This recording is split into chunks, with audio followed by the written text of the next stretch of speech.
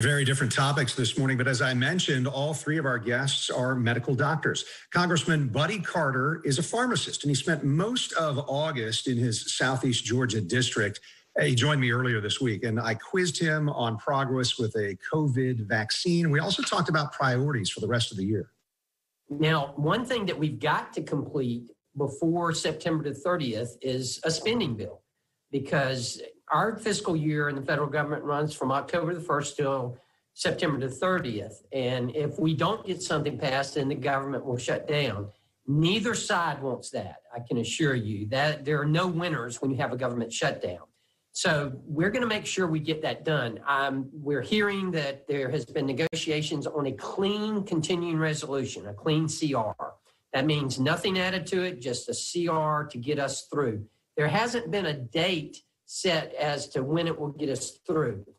It'll probably be one of two options, either through the 1st of December and allow this session of Congress to address the spending, or to push it into next year and allow the next session of Congress to address the spending. I suspect, and I would be in favor of us addressing it in this session. So my hope is that we will get something passed that'll get us through the 1st of December. By that time, hopefully we can get some appropriations done.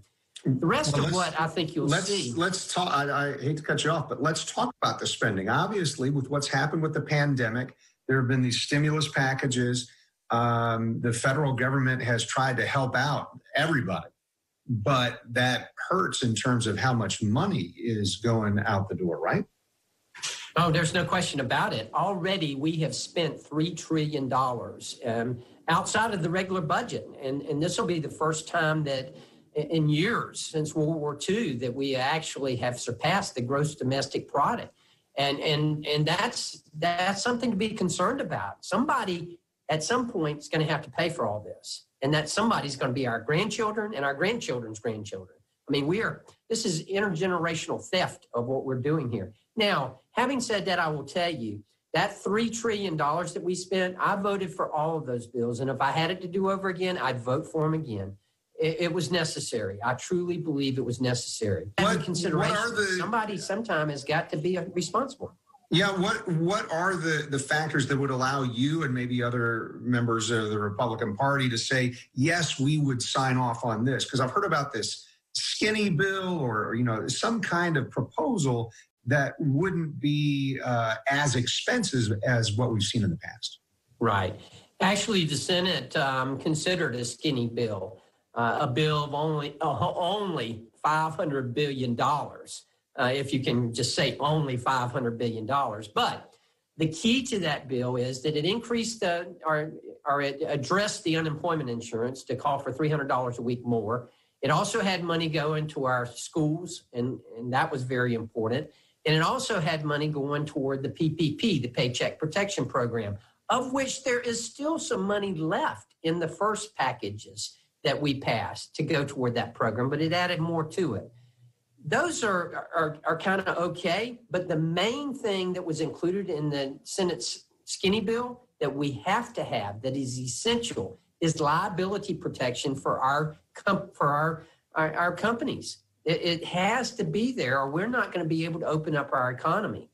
They have to have liability protection. As long as they're following the guidelines, doing what they're supposed to do, they cannot be held accountable for someone getting sick with COVID, as long as they are practicing the right techniques and following the right rules.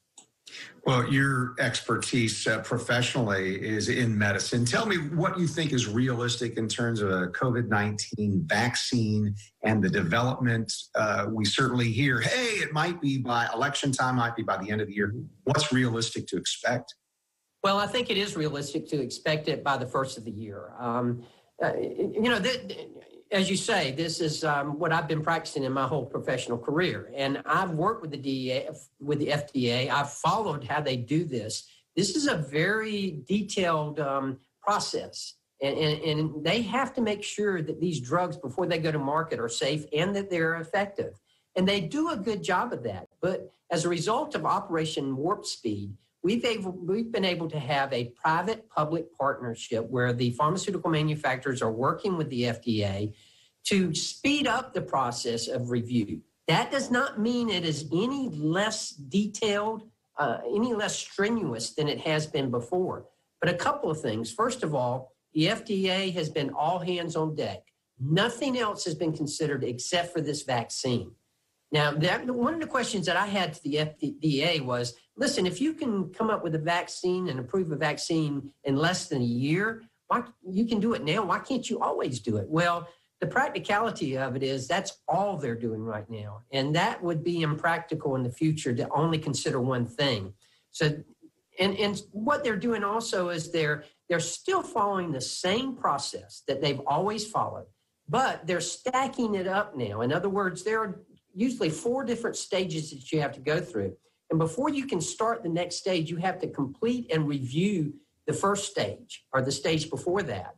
And now what they're doing is they're allowing them to go ahead and start with, say, stage 3 before they've completed stage 2, with the understanding that you still got to complete stage 2, but go ahead and start your phase 3 and make sure that we're getting this done as quickly as possible.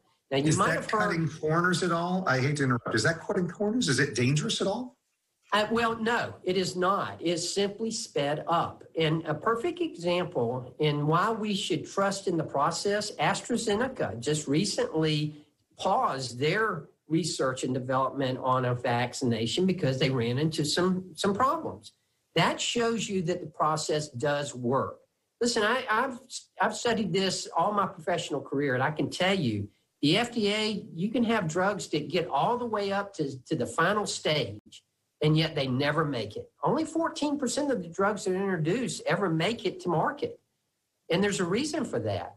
I can assure you, I have confidence in the process that when a vaccination comes out, and I do believe it will be out before the end of the year and possibly before the election, but I'm very confident it'll be out before the end of the year. And I can assure you it's going to be safe and it's going to be effective.